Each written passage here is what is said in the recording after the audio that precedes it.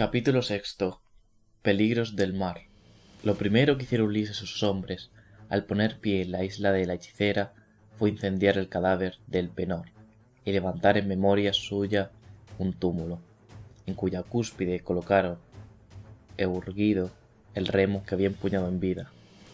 Luego celebraron un banquete con Circe, como en tantas ocasiones, y le contaron todo lo sucedido durante su viaje al reino de los muertos. Llegada la noche, al comprobar que sus huéspedes seguían decididos a zarpar para volver a sus hogares, la hechicera recordó a Ulises los peligros que aún les aguardaban y les explicó cómo superarlos. Le habló de las sirenas y de los peñascos errantes, así como de Escila y Caribdis. Ulises la escuchó y atesoró en su corazón todo lo que le dijo. Al llegar la aurora de rosados dedos se despidieron para siempre. Circe regresó a su palacio mientras Ulises y los suyos se embarcaban para adentrarse una vez más por mares desconocidos. Al comienzo del viaje les acompañó una brisa propicia, último regalo de Circe, pero después de algún tiempo cesó el viento, enclamándose el mar, y en el centro de aquella calma profunda divisaron, como si flotara sobre las aguas, una isla semejante a un prado florido, desde donde les llegaron voces de mujeres que cantaban, un sonido tan débil que resultaba casi inaudible, pero tan dulce que parecía tirar de quienes lo oían con un hilo de seda.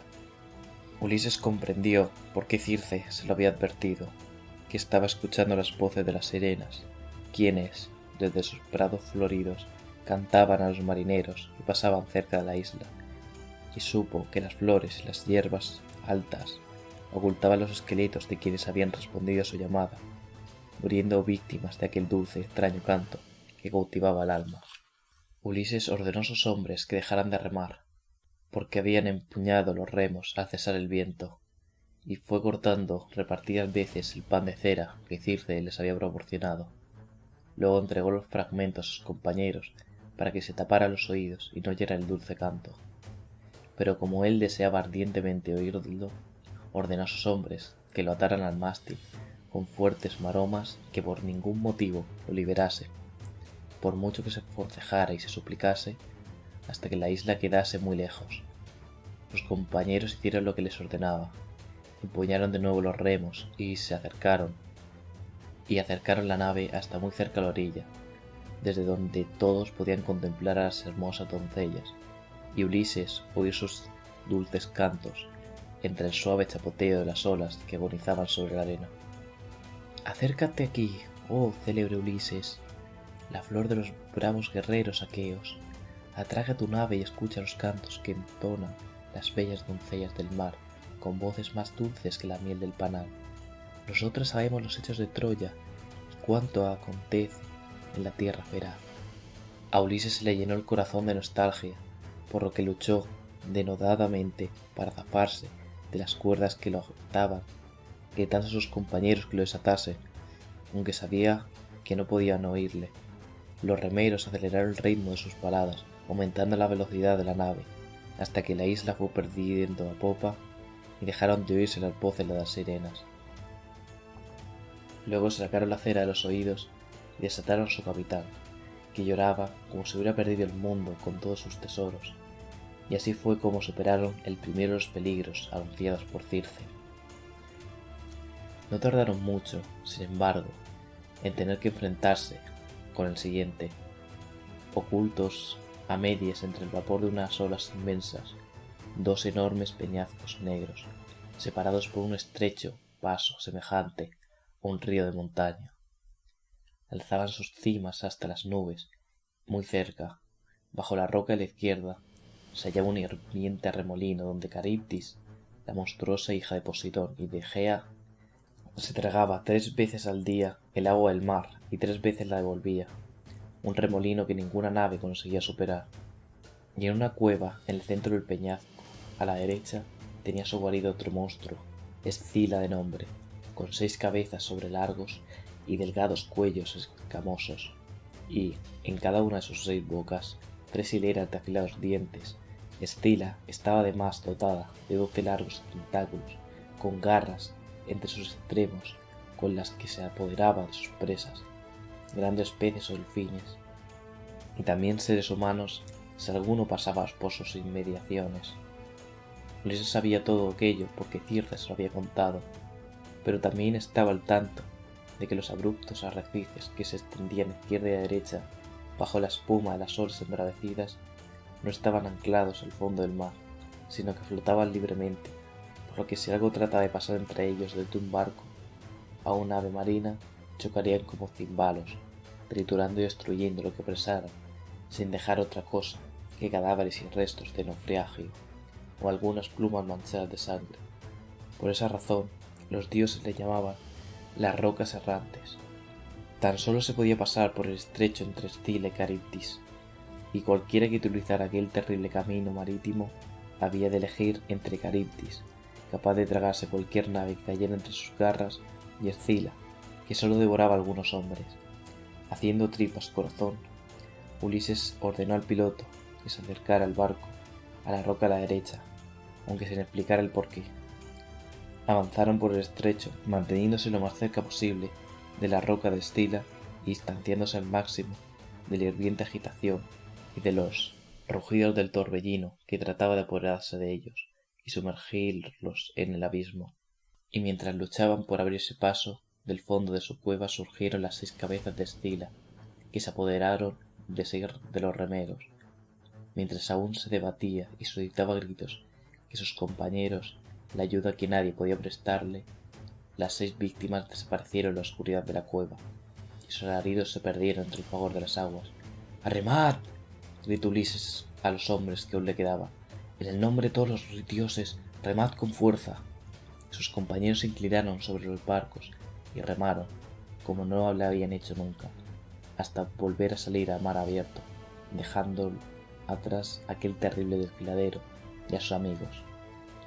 Nunca hubo sobre la faz de la tierra hombres más agotados y deshechos, por lo que, al divisar más tarde una isla verde y acogedora, y escuchar, cuando aún se hallaban a cierta distancia de la costa, los balidos de las ovejas y el mugir de las vacas, les pareció que allí podrían disfrutar del descanso que tanto necesitaban.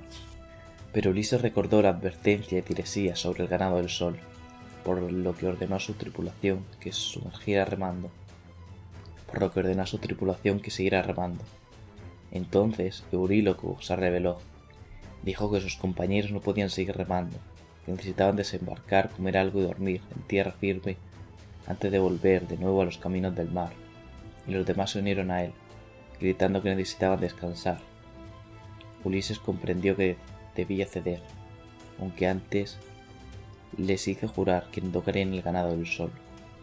Atracaron la nave en una ensenada muy resguardada, desembarcaron, comieron de las provisiones que Circe les había dado y, olvidados incluso a causa del agotamiento, del dolor por la pérdida de sus compañeros, se tumbaron a dormir.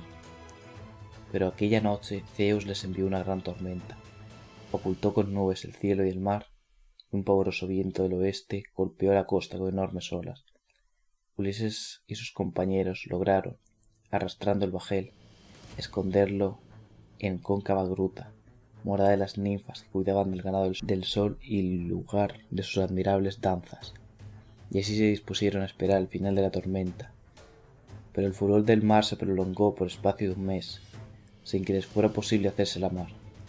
Pronto desaparecieron las reservas de alimentos que Circe les había proporcionado, y tuvieron que sobrevivir a duras penas con los pocos peces y aves marinas que lograron capturar en circunstancias tan adversas.